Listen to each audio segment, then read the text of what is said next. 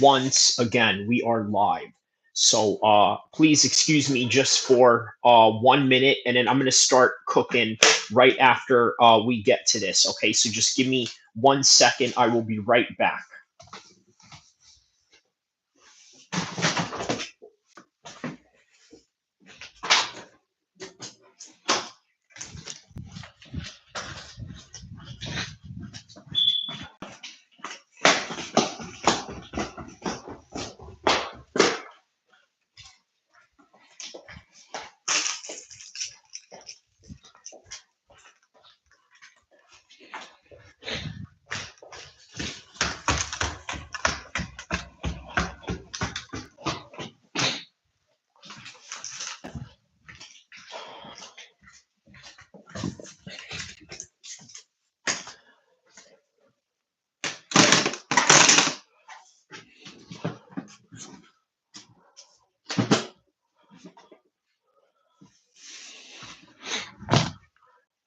All right, so here we go.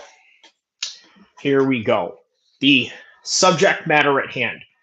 So earlier, as I left off this morning uh, during a live stream, I had a bit of some issues with the audio.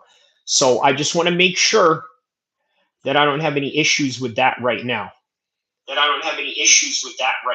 Okay, so it doesn't seem that I have any issues with that because obviously I just heard myself. So 2 minutes into this live stream, we are going to start the subject, and that is going to be in exactly 7 seconds from now. So countdown: 4, 3, 2, and 1. So this is the continuation from the previous live stream. And what we did in the previous live stream was basically talk about the importance of how much of a classic this fight was between Eubank and Connor Benn. Now, why was this a classic? There were a lot of uncertainty on both sides. You had Chris Eubank with his weight issue, and then you had Connor Benn with his drug controversies. And as a result of all of these things culminating together, what you got was a recipe that was WWE like, but in a way that WWE could have never written. Shout out to Trick Shots saying hi. Shout out to you guys, everybody around the world. Don't forget to like and subscribe. Hit the like button, hit the share button, because we're going to get into some very detailed subjects on the matters that we had just put on the description.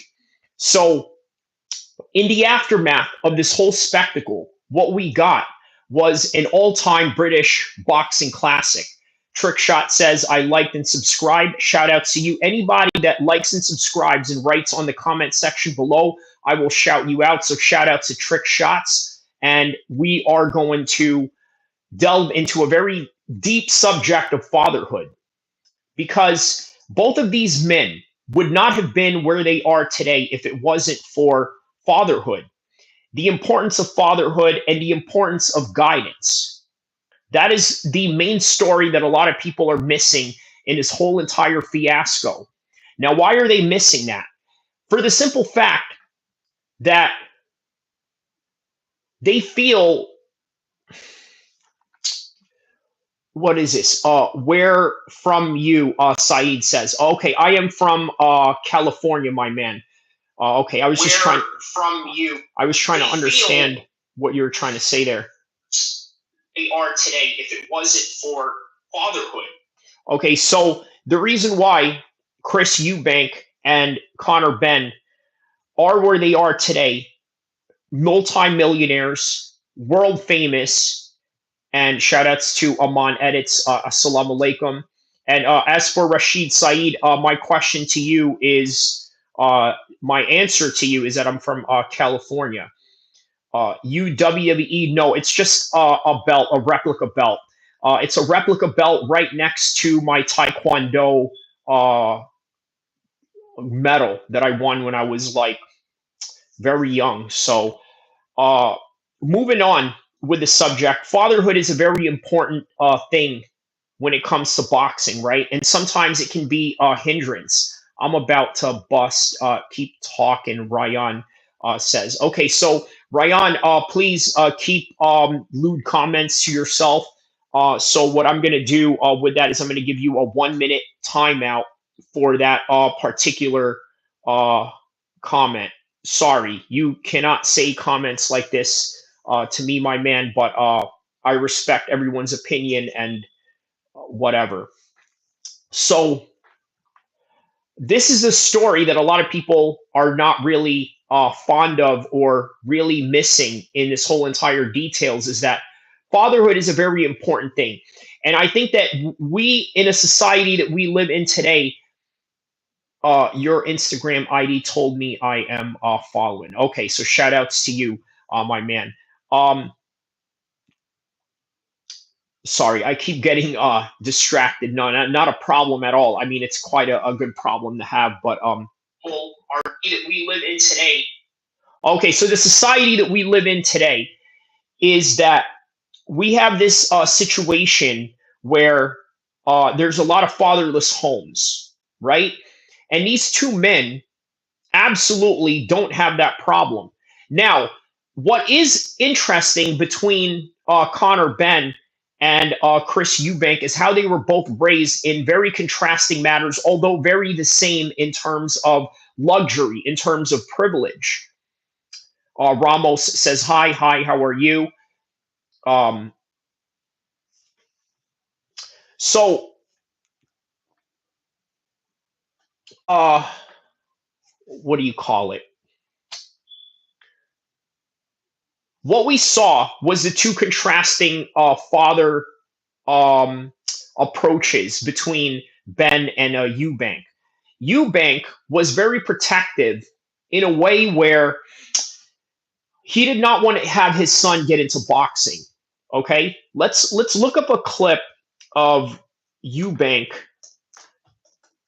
uh, 13-year-old Chris having a conversation with Lennox Lewis. I think there's a clip of that out there somewhere. Um, Reality show. It was a reality show that Chris Eubank was in.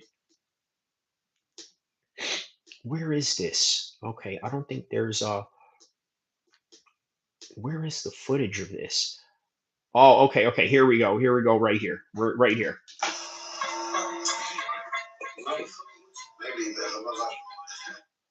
Okay, so right here, this is where Chris Eubank is having a conversation with his son. I had to turn off the volume because obviously it had some uh, songs behind it or whatever, right?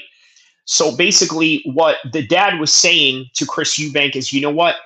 Boxing is often a sport that is not for middle class people. And as a result, you need hunger in order to get in there and fight somebody. And he doesn't feel that he has enough hunger to do that. Now, Lennox Lewis came in the conversation and intervened. He said, I don't want my kids to get into a car crash, but does that mean that I want to prevent them from driving or owning or having a car? And so from there, I think Chris Eubank Sr. was swayed by that particular conversation. After he was swayed by that conversation, obviously, it led to where we are at right now. Rashid Saeed says UFC. I'm going to get to the UFC conversation in a little bit because here's the thing. It's going to involve Ian Garry as well. And I think a lot of you really don't understand who Ian Garry is. He's highly underestimated. And on top of that, I think uh, we take too much into his personal life as some sort of metric measurement on how he is going to be for the rest of his career or how he's going to perform in the cage. That's a conversation we're going to talk about. Also, the most hot topic conversation out right now. How about Francis Ngannou getting into a fatal car accident with someone passing away? I mean, this is crazy stuff, man. But let's take a look at and see what we have for this news right here. So, oh wow, okay. Alteen Sports, Francis Ngannou name surfaces after fatal accident.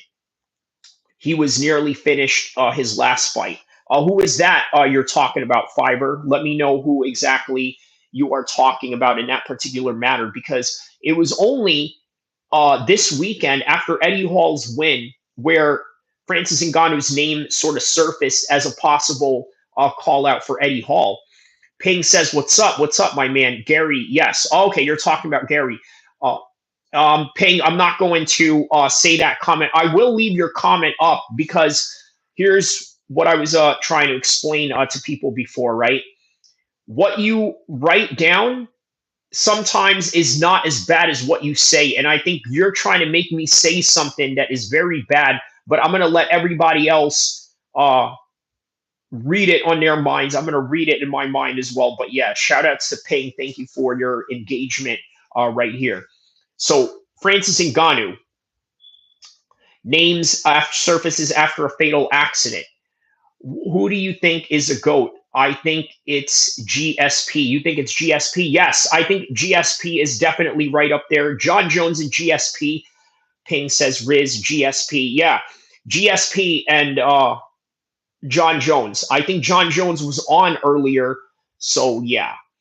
Okay, tragedy in young girl dies collision with Francis Ngannou. Oh, wait, what is this? No. Okay, let's go with Alton Sports. What is this? Okay, so today, this came out literally today. I'm going to plug my laptop right here. Okay. So let's see. Staying relevant in the world of combat sports is never easy, according to Alton Sports. Even the former UFC heavyweight champion Francis Ngannou, who was famously transitioned from UFC to the PFL, continues to be one of the most talked about names in the industry today. Well, Ngannou rose from Cameroon to international prominence through his success in mixed martial arts and boxing. However, despite many achievements, Ngannou has recently found himself at the center of a very troubling headline that extends far beyond the sports world and into public concerns. What are you talking about, bro? Francis Ngannou basically ending someone's life in a tragic accident. I can knock the socks off a public figure. Okay, okay, chill with those sus comments. Okay, so yeah, Francis Ngannou. That's right. May may Allah be with him. That's what I'm saying. Magnuson Anderson says R.I.P. When did that happen? 2 days ago. 2 days ago, this had happened. So let's see here. Let's read more of this. Hold on a second. Okay, let's read more of this. So, according to CameroonOnline.org, a digital news platform that covers national news, cultural events, and major issues across Cameroon, Ngannou had allegedly been involved in a tragic motor vehicle accident. Fiverr says, I love you. Shout out to you. Wait a minute. He ran over someone. Yeah. So, almost like an Ngannou situation, right? Fiverr with maybe not his fault. Could be, but you would imagine there has to be a trial going on with this, right? So, okay, involved in a tragic motor vehicle accident. The incident reportedly took place during Easter weekend in the ominous sports neighborhood of Yaoundé, a major area within the capital city. Tragically, a 17-year-old young woman lost her life following the accident. The article states that the conflicting accounts have surfaced regarding the exact circumstance, with some reports suggesting that Ngannou's vehicle collided with a motorcycle. As of now, details remain uncertain, and no official statements have been issued by Ngannou or his representatives. I know exactly what's going on. George says, my God, that's tragic. Even during Easter, wow. Fiverr says, wow, 17, he was probably drinking. You know what? So there's not a lot that's going on right now, right? Do you guys know what world I've been in terms of my education, in terms of career and things of that nature? Public relations. Okay, so communications, journalism, and public relations, basically all in the same umbrella, right? The difference between journalists and public relations is that journalists go out and speak the truth, or at least they try to, or speak a narrative in order to get a certain news or information out there. Okay, so with that in mind, PR is the opposite. If you work for Francis Ngannou, I'm going to get to your comments in a second. Okay, sorry about that. If you get to Francis Ngannou, if you work with him, you are a PR department. If you work with any athlete, you're in the PR department. So, what do you think the PR department is doing right now? Now, a lot of you just think that PR is just talking to the news outlets and being a spokesman and this and that, or sometimes maybe even handling their social media. It goes beyond that. It goes beyond that. So I want you to use your imagination. What is it that his PR team could be doing right now? Well, I could tell you that Francis Ngannou's PR team is probably on the grounds, on the boots in Cameroon. Doing what? A wide variety of things. Could they be talking to news outlets? For sure. To try and nip this down in the butt, to try and sort of flame down this ever-growing fire. Okay? Simmer the flame down. And what could that mean? Maybe talk to the police, maybe give them a little something on the side. I want you guys to use your imagination, because obviously, if you're a PR agent in the United States, there are limits to what you can do legally.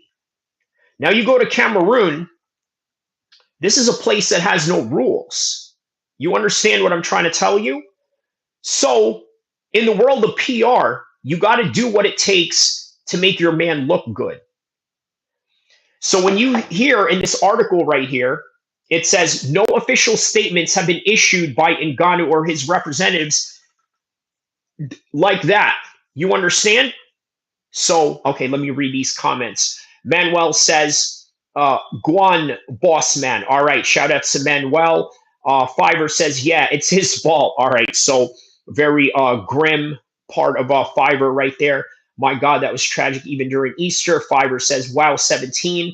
Fiverr says, yeah, he was probably drinking. Magnus Anderson says he was riding a motorbike and the other person on the bike.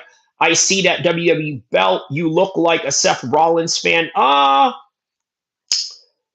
mean, I don't really have a favorite. I like John Cena. I like John Cena the heel. I like Ryback. Oh, yeah, Ryback was awesome back in the days. Yeah, he was awesome. Fiverr was asking about Ryback. The Grimes says Ryback never came back. No, he didn't. Image management. Yes, Magnus Anderson. That is correct. Magnus Anderson. That's really what PR is. It is image management. I miss the big fella. Oh, yes. Fiverr says I miss the big fella. Chicken jockey Alan Miles says, get a cut, my G broke my heart. Okay, LeBron James lover 900. Pew Pew says, Jai Shri Ram. I don't know what that means. Is he eating chips? He is enjoying his life. Magnus says, I don't think he is a bad person. Pew Pew Cameroon. Pew Pew says, George ABH says, Cameroon is a gutter. The Grime says, I remember John Cena versus Ryback ambulance match. Yes, that was a good match. Pew Pew says his name is John Cena. Tuturu. Yes, and he does the whole ruthless aggression thing. Yeah, that's a classic right there. So yes, remember, his team right now behind the scenes are working to try and nip this down in the butt and also really save Francis from any possible criminal charges. Because remember, this is Cameroon. Okay, which is your favorite WWE or UFC? UFC, I'm more of an MMA guy, but obviously I grew up watching the WWE. If you grew up in the 90s, obviously that was your go-to thing. But yeah, martial arts is my first love. So George says, Santino Marella should come back to the WWE. He really was funny. I tell you what, maybe I should start doing more WWE content, right? You guys seem to be giving me a bit of a demand on that. I didn't do too bad in the views during the WrestleMania watch party that I was doing. But you know what? Obviously, this is more of an MMA page, but I also do cover boxing, and maybe I'll cover WWE as well. Pew Pew says heel Cena versus face Orton wasn't on the bingo list for this year. Great way to end a legacy. Yes, correct. We could talk MMA, bro. Yes. Okay, George says. Magnus says, you live in America? Yes, I live in California. Fiverr says, I love UFC. Jamal asks, does you train? Yes, I absolutely train. I've showed plenty of training footages and some clips here in my page. So yes, bro, I play better football than you, Messi fan says. You probably do. I'm not a big soccer guy. Arjun says, I am also a WWE fan. George says, Patty the Batty is my favorite. Okay. The Grime says, bro, Attitude Era was better. I see what you're saying. Yeah. Jamal says, are you a pro? Grimes says, bro, Attitude Era was better. Magnuson Anderson says, UFC is my favorite. Fiverr says, Patty beats the hell out of Chandler. Beat the hell out of Chandler. He did. Arjun says, what do you think of Brock Lesnar versus Khabib? I mean, even at this age right now, I think Brock Lesnar would still beat him. Obviously, there's weight classes for a reason. And Connor combined. Okay, then that gets a little bit interesting. I think Brock still beats them in 2016 if it was happened. Yeah, I think Brock beats them. You've seen what Brock did in that same era in 2016 against Mark Hunt, and Mark Hunt was no joke at the time. Pew Pew says they're not even in the same weight category. That's what I'm saying. Yeah, Pew Pew is correct about that. George ABH says, Patty doesn't look intimidating, but his striking is amazing. Correct. Looks like you get used to live streaming. Last time I was here, you was getting rage baited left and right. Well, that's the thing, Jamal. What I do is I just respond to what is there, right? I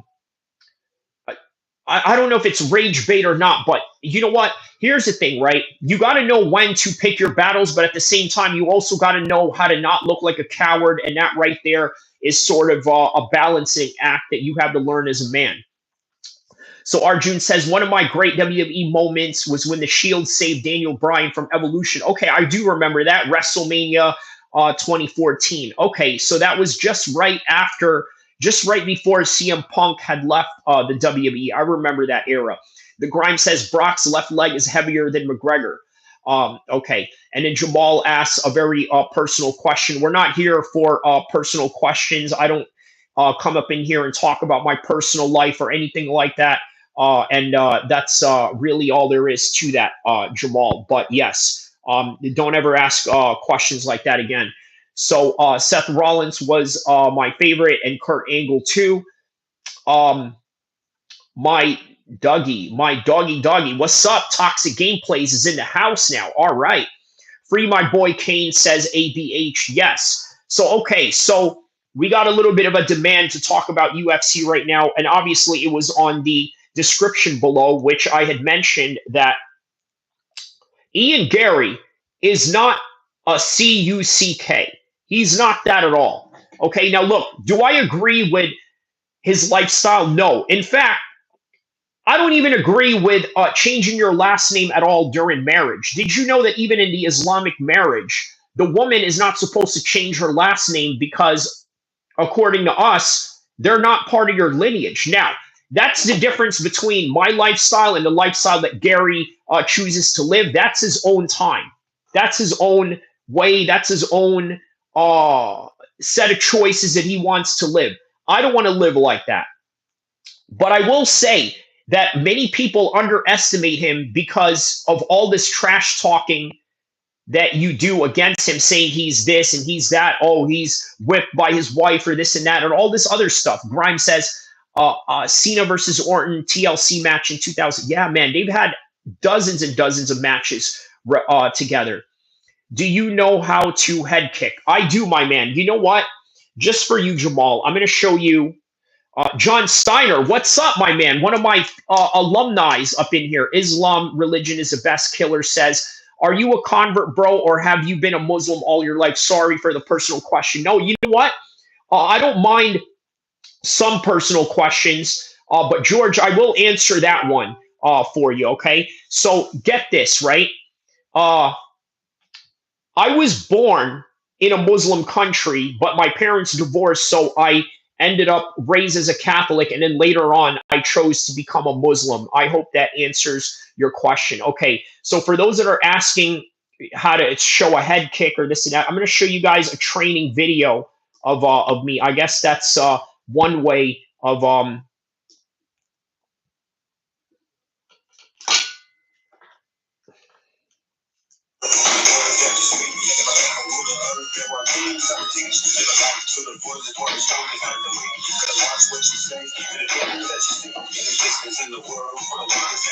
Jamal. It's because I don't like your question. That's why. But if you must know, Jamal, I will say this: I absolutely live as well. I'm a Muslim. So what do you think? I was born in Libya.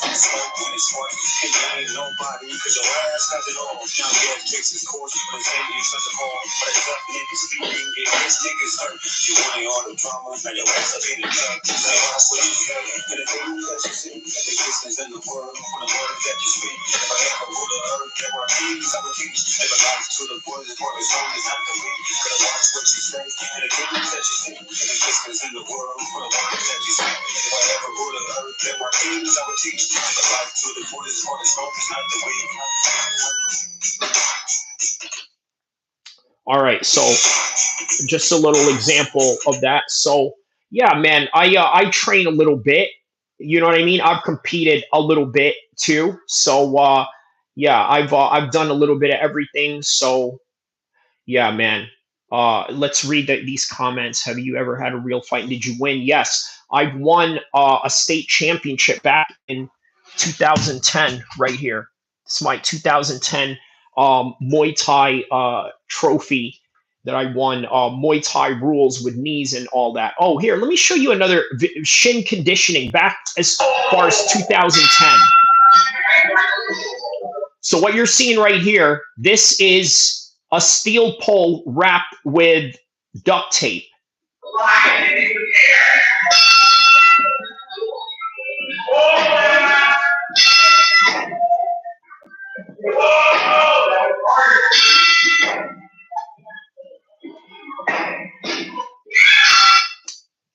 Um, yes. So, ouch, bro, that's gotta hurt. That's what I. Well, I mean, that's a part of a little bit of some shin conditioning and what have you. So, near me, bro, you will find salvation in please come back to Christ. Well, thank you for your offer, but I am a Muslim man, and that is what I stand with. Here's a few of my kickboxing fights that I've had back. This was 2011. This fight right here. Have you ever punked someone in public? Of course, Brad. Listen, I used to work for uh, a car dealership, and they made me repo cars. So that should tell you a lot about if I ever punked someone before. My MMA fight in Reno. This one I had. This was a no contest fight right here because of an illegal blow. But Anthony Hernandez was on this same card. So just a little perspective on that one. What else do I have here?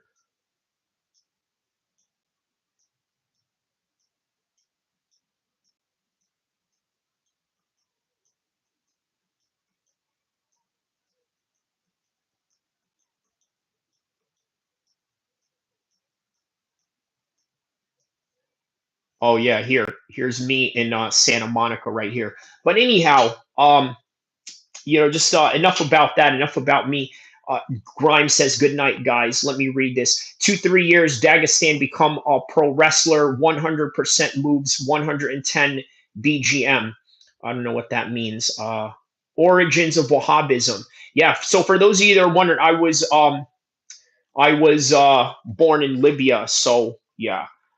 The for the one that was asking. So okay, so what else here? So, okay, going back to the Francis Ngannou, I almost forgot about that. Let's not forget. Continue on. Okay, so at the moment, this is the article from Alton Sports, by the way. Shout out to Alton Sports. At the moment, Francis Ngannou does not have any fights scheduled in either MMA or boxing. What was your weight class? 155, 70, and fought as high as 185 as well. And yeah, and then I basically now just spar heavyweights at the gym because I'm big enough to do so, and I don't cut any more weight. So yeah, just to answer that. Bro, who will win, a John Jones or Khabib? I mean, obviously, John Jones, right? Which was the toughest? 155. 155 was the toughest. Do you miss being 180? Well, I'm still right around there. My height, right? I'm like 5'11", 6 foot. The most that I can weigh is like 202 pounds. The most. 202 pounds. Yeah. 6 feet, 202 pounds. So, yeah. I've been maintaining that weight for a long time, right? Even as far back as 2016, I've been the same weight. Most guys, you know, uh, are not able to maintain like a certain weight, at a certain period of time. They just start gaining, a whole bunch of weight or this and that. You're my weight and range. Nice. Okay, that's what's up, Jameson. What part of the world are you from, Jameson? Do you train or do any martial arts? Let me know on the comment section below. And thank you for the engagement, by the way. So let's see here. More on the Francis Ngannou. So at the moment, Francis does not have any fights scheduled in either MMA or boxing. His most recent appearance came against Anthony Joshua in a high profile boxing match. While the speculation has swirled about his next move in both sports, no official plans have been confirmed at the time. I think to sort of correct this article, Francis Ngannou did have an MMA fight against that 6'8" Brazilian. Barcelona or Real Madrid, Grimes says. Well, I'm a Manchester City guy, so between them, I'll probably go with Real Madrid. You sound like you're from New York or New Jersey. I grew up there, but I live in California. Kazim Hussein says John Jones is the GOAT, but Khabib was my favorite fighter. The same. He smashed every opponent. Stop line says, I think mm, like a secret. When it's the last time you went? Okay. Mm.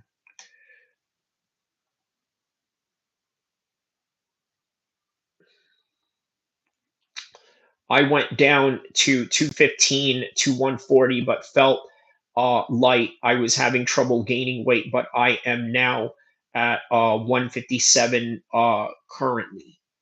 Okay, awesome. Oh wow. Okay, so you lost a whole lot of weight right around there. Are you more into striking or grappling? Both.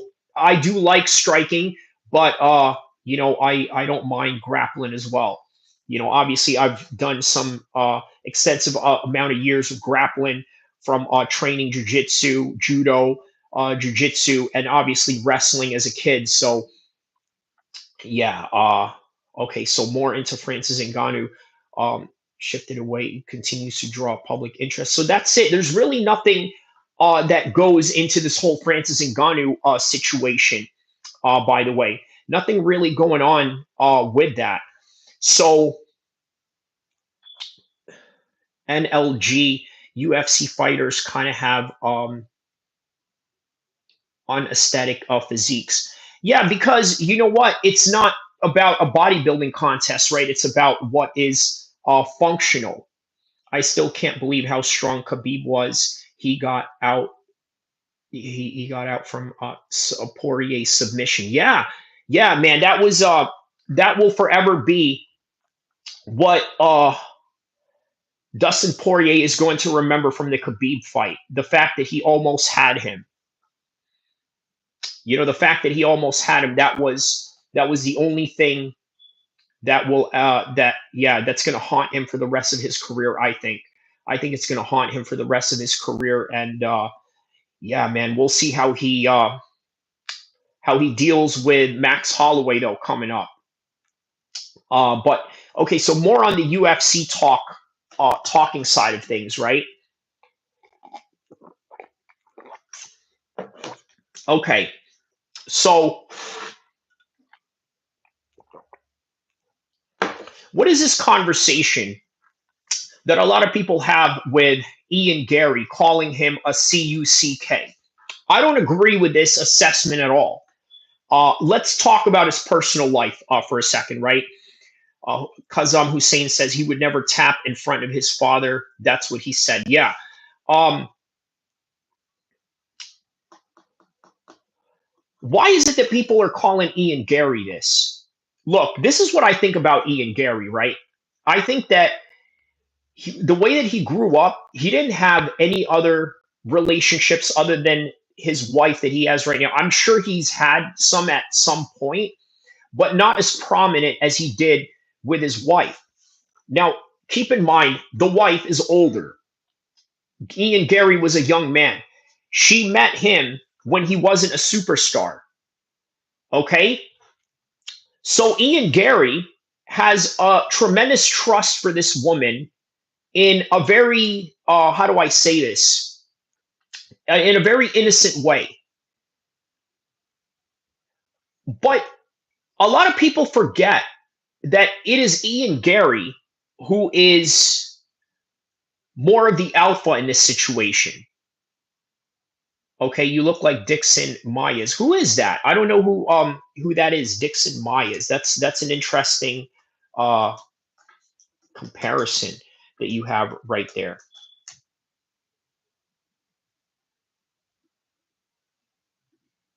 Nate Diaz got to be the most overrated UFC fighter. I agree. Yeah. Okay. That's a bit odd. Cheyenne says hi. Okay, that's what's up. Dixon Myers. Abe, honest Abe, right here is saying, what is this? Yeah, Nate Diaz is a very overrated fighter for sure.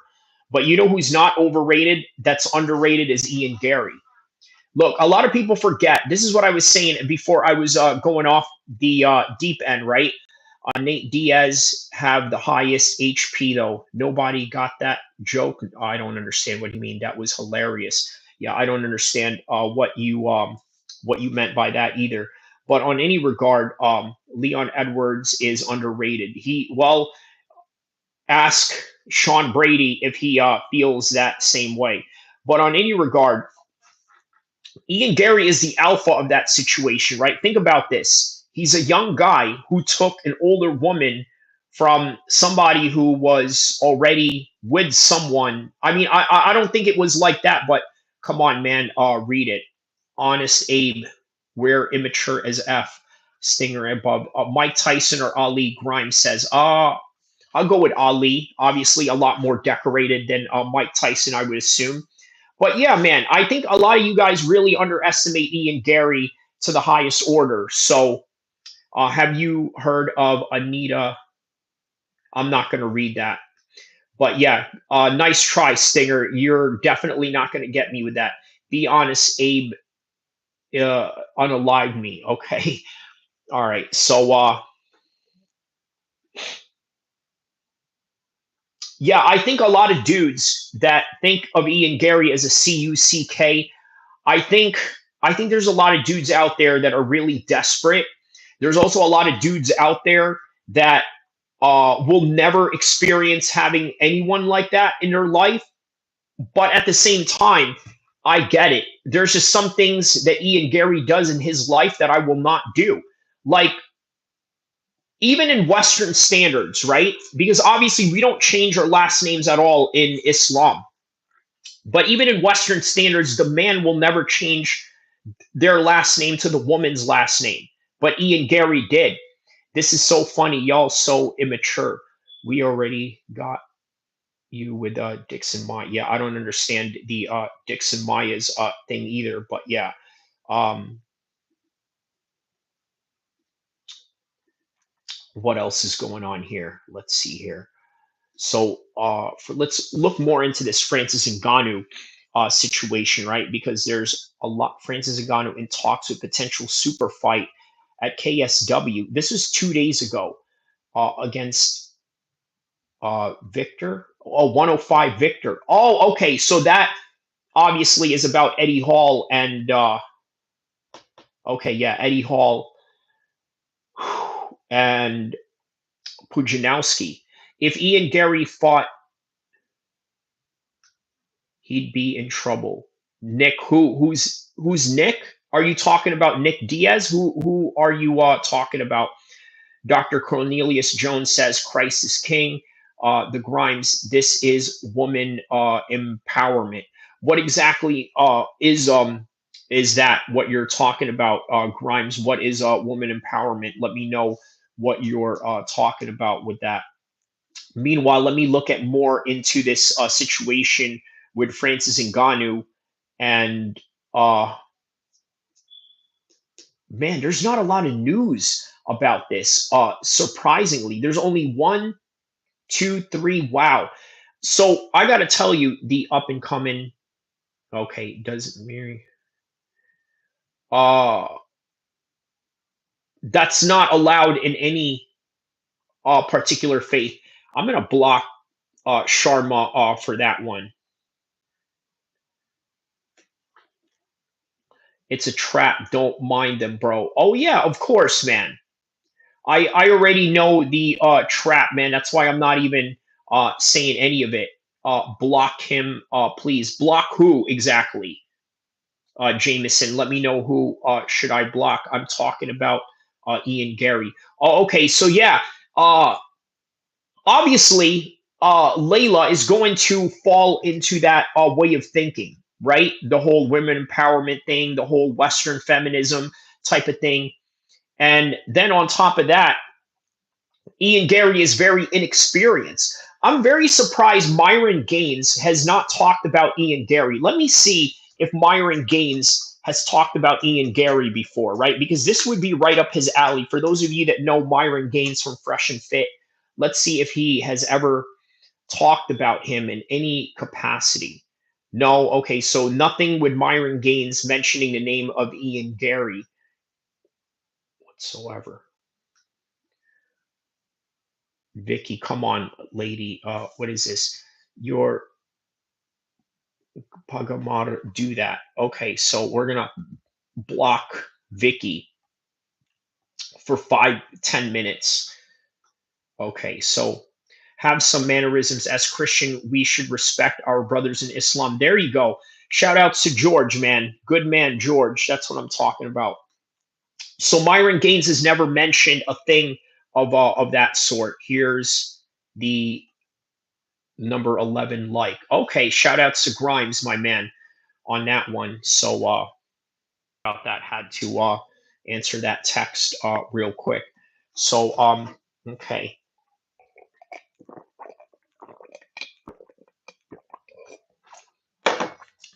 How about this? I'm going to take you guys for a drive with me. We're going to continue this live stream. We're going to go for a whole full hour. I'm going to get a whole full hour in this. Let's see if we can.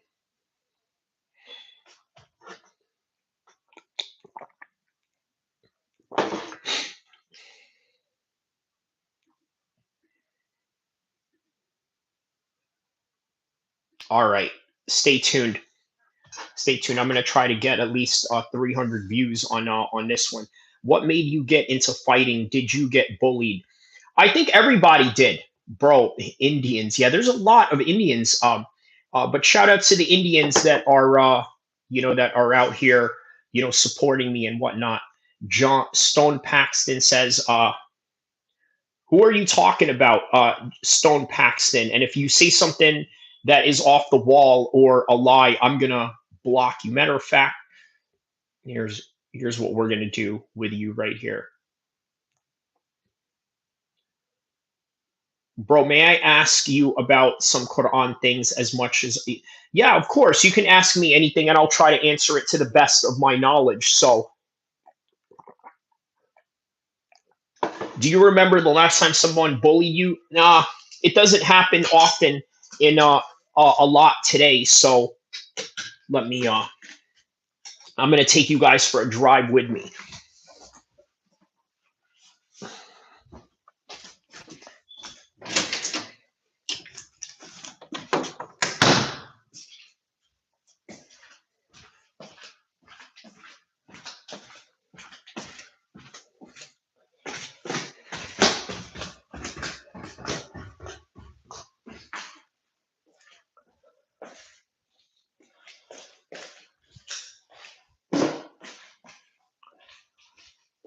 Thank you, Grimes. Not everything comes from YouTube money, does it? Got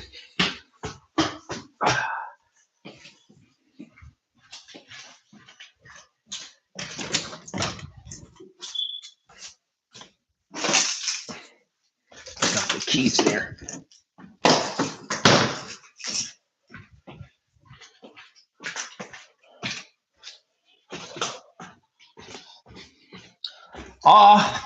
I live a pretty modest life.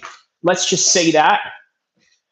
I live a pretty modest uh, accommodations, if that's fair to say.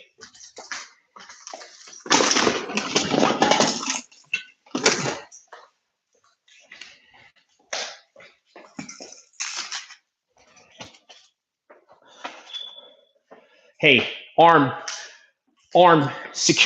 security, arm.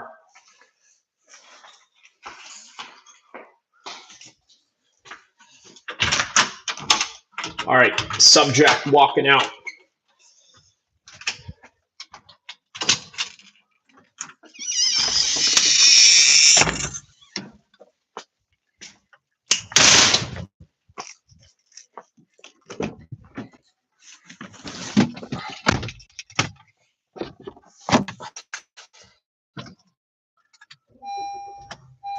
All right, can you guys still hear me? Just making sure the volume is still good. For a call there for a second. But yeah, stop underestimating Ian Garry. I think at some point right now, we have to accept the fact that he is a top level fighter. Now, is he a championship level fighter? That remains to be seen. And I think it's only fair that we properly assess where his ceiling is, but also don't underestimate the reality of what he can do. I think Ian Garry can do a lot. And not only can Ian Garry do a lot, I think that he will be a very formidable opponent. A very formidable opponent for future champions, whether that would be Shafkat, whether that would be JDM, or whether that would be Bilal Muhammad. I think that Ian Garry would also give Islam Makhachev a very tough fight as well at 170. That would be a good fight. Islam and Ian Garry would be a very good fight. I would imagine that fight would look a lot closer to Shafkat versus Ian Garry. That's the way that I see that fight playing out. There's a lot of similarities in the styles of Shafkat and Islam, primarily in the latter stages of Islam's career right now.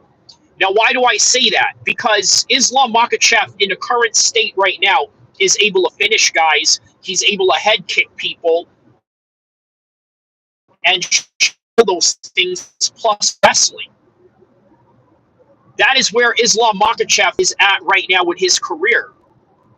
He's able to wrestle, he's able to kick, he's able to punch, and he's able to knock you out with all those things at once.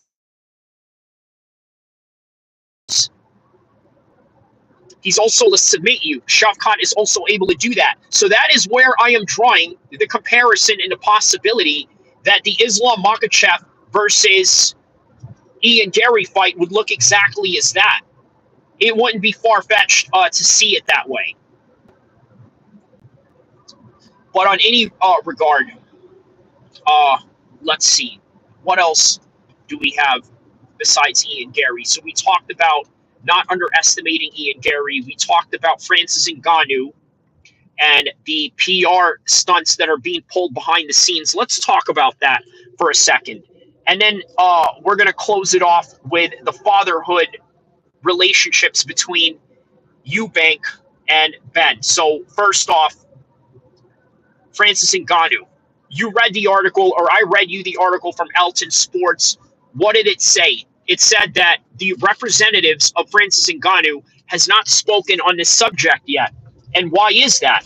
I told you guys why.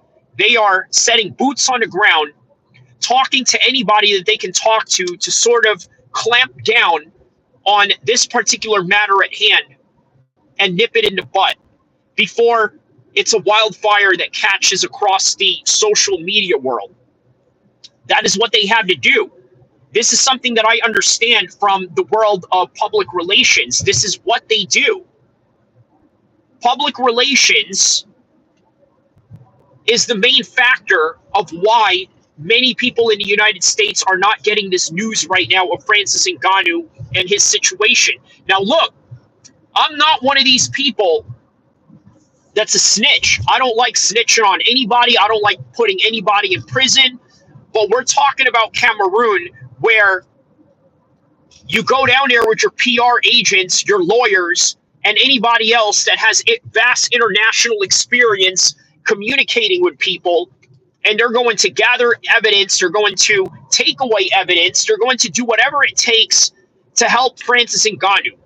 And you know what? That's probably controversial for a lot of people. Here's something that I'm going to say that I didn't say earlier, because I probably just repeated the same thing that I said just about 58 minutes ago. And it is this that's different.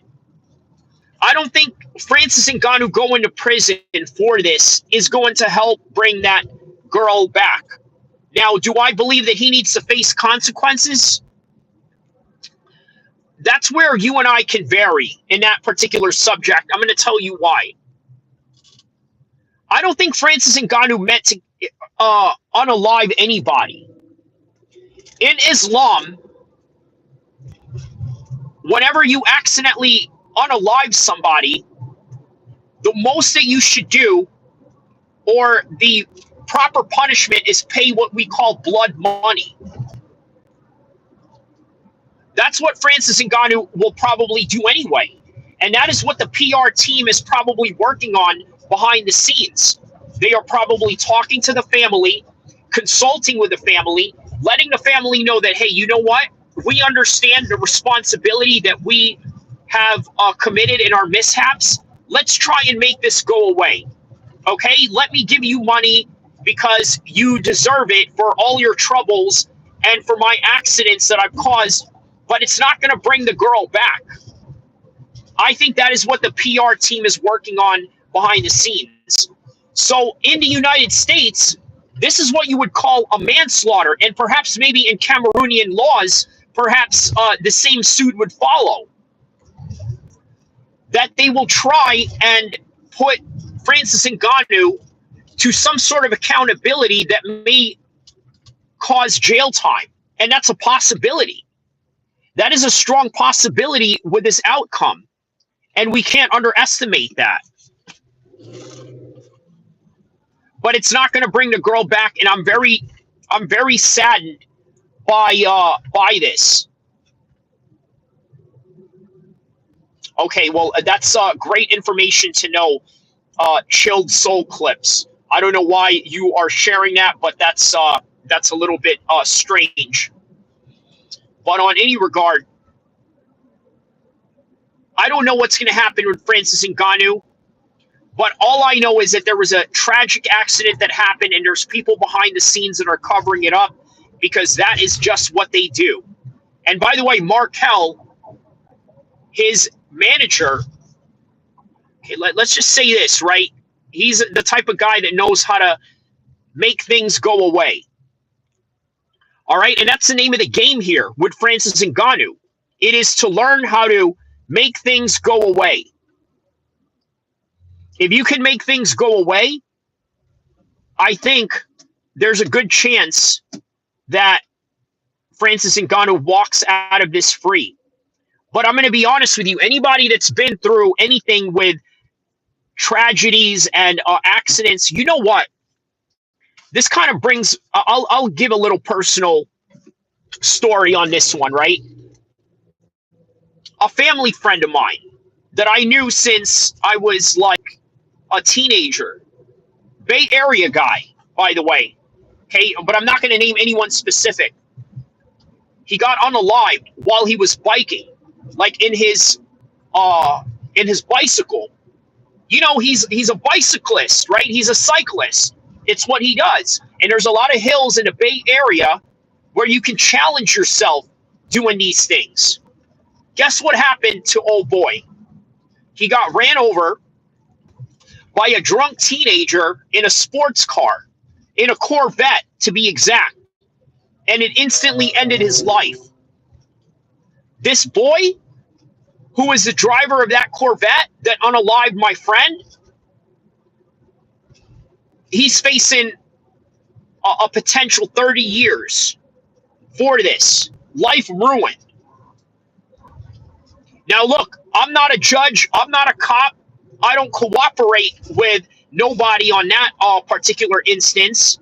So it's not my job, nor is it my desire to put this man in prison in any kind of way. You understand? That's not my desire. It's not going to change anything. It's not going to change bringing my homie back. It's not going to change it. So this kid that was a driver of that Corvette, he goes to prison, right?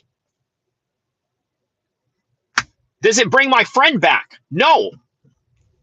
Francis Ngannou, he brings back, let's say he brings back, I'm sorry, let's say he gets put in jail in Cameroon for this. Will that help anybody? And look, here's the thing, right? This is going to sound really bad, but we need Francis Ngannou in the world of combat sports. I would not like to see Francis Ngannou go out like this. Francis Ngannou is such a good guy, and then all of a sudden, all of this happens to him. That's the next particular subject we're going to talk about in a second. Okay, I got to drive in to this place. Well, I don't need to tell you what I'm doing or anything like that. Obviously, I don't know most of you in here anyway. But stay tuned. I gotta go and grab something real quick, and then I'm gonna come right back, and I'm gonna talk about all the tragedies that have happened in Francis Ngannou's life. As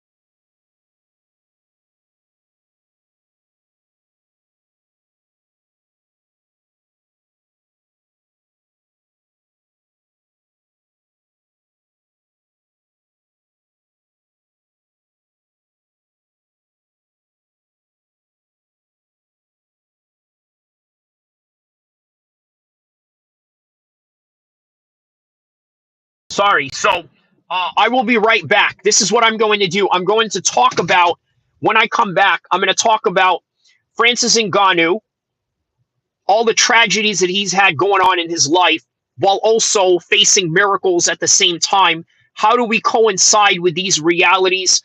Find out. I will be right back in less than 5 minutes. Hold on, okay?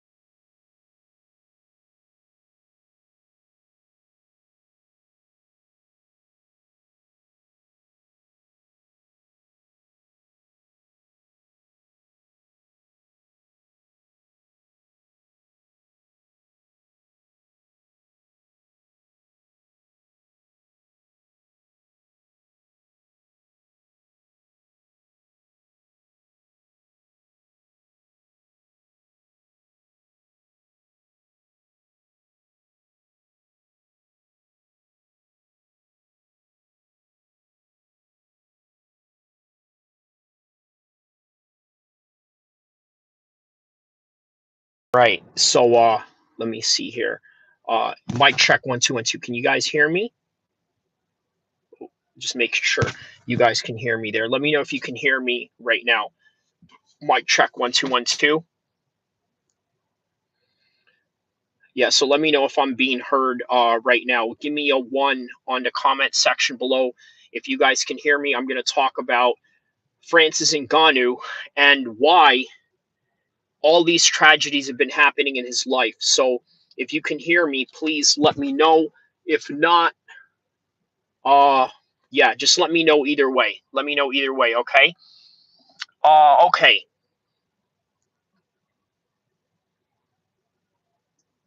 Let me make sure. Hold on a second, okay? Hold on. Just making a mic check 1 2 1 2. Let me know. Can you guys hear me? I just want to. Okay, there we go. I just want to make sure that I'm being heard here. So, okay. So there's a lot of tragedies that are going on with Francis Ngannou right now, right? Obviously, Francis Ngannou has a situation right now where he is facing a fatality of a motor accident that he has going on. As a result of dealing with this fatality, he also had a son that died not too long ago. Then this was right after he had lost to Anthony Joshua. Now, what's crazy about all of this, let me know in the comment section below, please, if you guys can hear me. I just want to make sure that my volume is is being played, or if you guys can hear my volume properly and whatnot. So, um, okay, so even with all these tragedies that he's had going on, he's also had a lot of blessings. Now, how do you coincide with the realities of these two things? Stay tuned. We're going to talk more about that in just a second. Okay, so yeah, just stay tuned, and we will have a conversation on that particular matter because I will talk about it extensively. We will have a discussion on this as in this bonus stream. You guys are now in the bonus stream. Why do I call it a bonus stream? Because I've exhausted all of the topics that I wanted to talk about on the description, but we have more to talk about on other subjects, sort of like a freestyle, right? It's the end, it's really the end of the live stream, but we're going to continue more with some bonus content, and that's what we're going to talk about with this one. So stay tuned. I will be right back once again.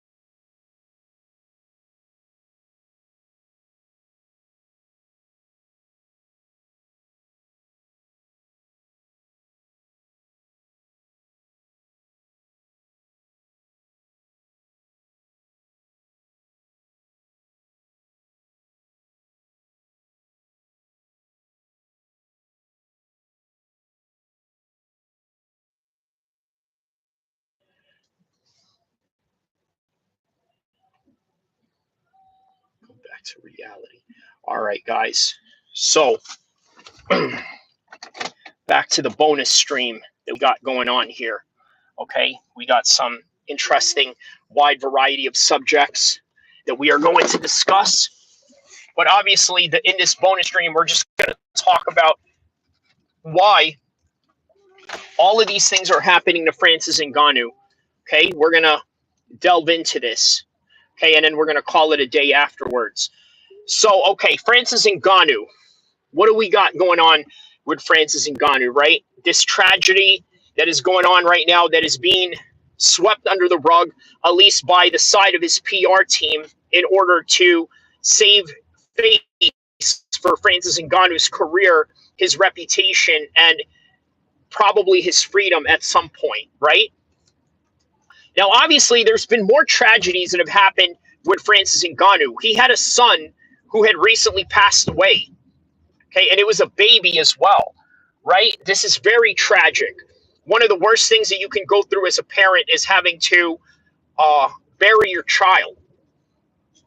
And by the way, speaking of parent, obviously the next topic after Francis Ngannou is the subject with Benn and Eubanks and why it's important to have a father figure. I think we've talked about that already, but I'm going to close out on that. Okay, so what we got out of Francis Ngannou is a bipolar situation of life, right? So in other words, in one instance, his life has all of these situations where there's a lot of blessings going on after living a life of hardships, living a life of destitution. And as such, while living a life of destitution, he ends up becoming wealthy by becoming a UFC champion and then having these opportunities in the boxing world that gave him millions of dollars just to get in there against Tyson Fury and Anthony Joshua, irregardless of both results, whether positive or negative. Shadow 7 says, "Hi, bro. How are you? How are you, my man?" So, how do you contend with these realities that are going on? Because at some point, when you go through hardships the way that Francis Ngannou went through, you're going to start asking Allah above and ask, hey, you know what? When can I be relieved from this stress and this constant test of tribulations and trials that I'm facing in my life? How do I get through this? This is naturally what you're going to ask. As a result, what you now have is the reality of life. In other words, just because you think you're going through something bad, and then all of a sudden a miracle happens, it doesn't mean that your whole entire life from then on is a happily ever after scenario. And I think that right there is one of the reasons why many of us can't really grasp the idea of all of these things happening to us. Right? Like one bad thing after another. One bad thing after another. Zen says, I will pray for you, brother. Believe in Lord. Well, I tell you what, pray for Francis Ngannou as well, because he needs it more than we do right now. I think what Francis Ngannou is going through right now is probably, it's bad. It's really bad. And obviously there's a person that was unalived as a result of these situations. So, yeah, man, you can't discredit that in any kind of way. You can't discredit what this man is going through in any kind of way, man. It's tragic, no matter how you put it. But on any regard, that's what you have to understand, guys. You're not the main character of this story, okay? Because many of us really do believe in a happily ever after ending. A lot of us romanticize about that. I think because we grew up watching Disney, we grew up watching all of these types of movies and all of these types of films where there is a pattern. Life doesn't work out as a movie plot in that particular pattern. We have to come to grips with that. We have to come to grips with, and this is very difficult for me to tell people that somebody who's worked at a hospice before, one of my first jobs when I first came to California, I worked as as a nursing assistant. Okay, I saw a lot of people very horrible fashion. In other words, they that, and as a result of that,